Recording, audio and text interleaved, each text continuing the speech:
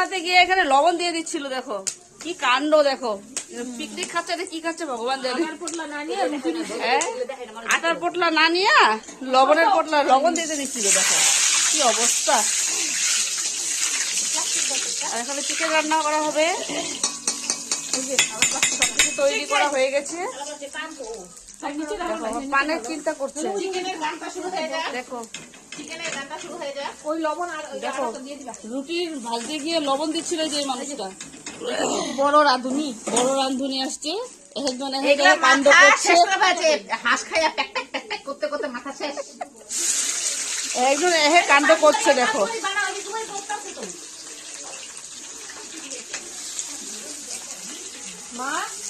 আমাদের কাণ্ডগুলো তোমাদের কিরকম লাগলো অবশ্যই বলবে।